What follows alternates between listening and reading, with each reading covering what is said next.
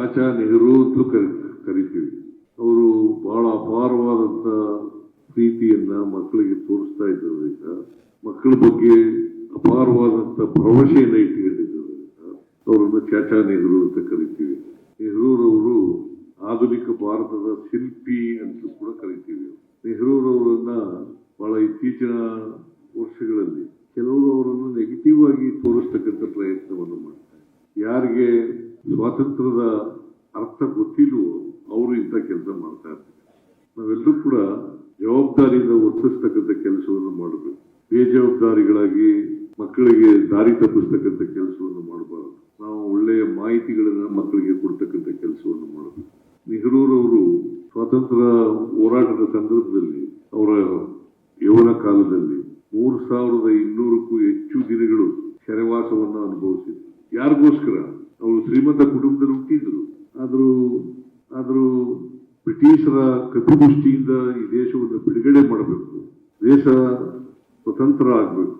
ಮಹಾತ್ಮ ಗಾಂಧೀಜಿಯವರ ನೇತೃತ್ವದಲ್ಲಿ ನೆಹರು ಅವರು, ವಲ್ಲಭಾಯ್ ಪಟೇಲ್ರು, ಆಜಾದ್ ಅವರು, ಇನ್ನೂ ಅನೇಕ ಜನ ಸ್ವಾತಂತ್ರ್ಯ ಹೋರಾಟಗಾರರು ಈ ದೇಶಕ್ಕೆ ಸ್ವಾತಂತ್ರ್ಯವನ್ನು ಒದಗಿಸಿಕೊಟ್ಟರು. ನೆಹರೂರವರು ಕೃಷಿನಲ್ಲಿ, ನೀರಾವರಿನಲ್ಲಿ, ಕೈಗಾರಿಕೆಗಳಲ್ಲಿ ಹೆಚ್ಚು ಆಸಕ್ತಿಯನ್ನು ಹೊಂದಿದ್ರು. ಶಿಕ್ಷಣದಲ್ಲೂ ಆಸಕ್ತಿಯನ್ನು ಹೊಂದಿದ್ರು. ಅದಕ್ಕೆ ಅನೇಕ ಸಂಸ್ಥೆಗಳನ್ನು ಅವ್ರ ಕಾಲದಲ್ಲಿ ಕಟ್ಟಿದ್ರು. ಈ ಐಐಟಿಗಳನ್ನ ಪ್ರಾರಂಭ ಮಾಡಿದವರೇ ನೆಹರೂರವರು. ದಿಲ್ಲಿನಲ್ಲಿ, ಮದ್ರಾಸ್ನಲ್ಲಿ, ಬಾಂಬೆನಲ್ಲಿ, ಆಮೇಲೆ ಉತ್ತರ ಪ್ರದೇಶದ ಇಲ್ಲೆಲ್ಲ ಐಐಟಿ ಪ್ರಾರಂಭ ಮಾಡಿದವರೇ ನೆಹರೂರವರು. ಏಮ್ಸ್ ಪ್ರಾರಂಭ ಮಾಡಿದವರು ಯಾರು? ನೆಹರೂರವರು. ದೊಡ್ಡ ದೊಡ್ಡ ಕೈಗಾರಿಕೆಗಳು ಮಾಡಿದವರು ಯಾರು? ನೆಹರೂರವರು. ದೊಡ್ಡ ದೊಡ್ಡ ಅಣೆಕಟ್ಟೆಗಳನ್ನ ಪ್ರಾರಂಭ ಮಾಡಿದವರು ಯಾರು? ನೆಹರೂರವರು. ಅಂತವ್ರಿಗೆ ನೆಗೆಟಿವ್ ಆಗಿ ಮಾತಾಡ್ತಾರಲ್ಲ, ನೀವು ಒಪ್ಕೊಳ್ತೀರಾ? ಪೋಷಕರು ಒಪ್ಕೊಳ್ತೀರಾ? ಟೀಚರ್ಗಳು ಒಪ್ಕೊಳ್ತೀರಾ? ವಿದ್ಯಾರ್ಥಿಗಳು ಒಪ್ಕೊಳ್ತೀರಾ? ನೋಡಿ, ನೆಹರು ಬಗ್ಗೆನೇ ಕೆಟ್ಟದಾಗಿ ಮಾತಾಡೋದು.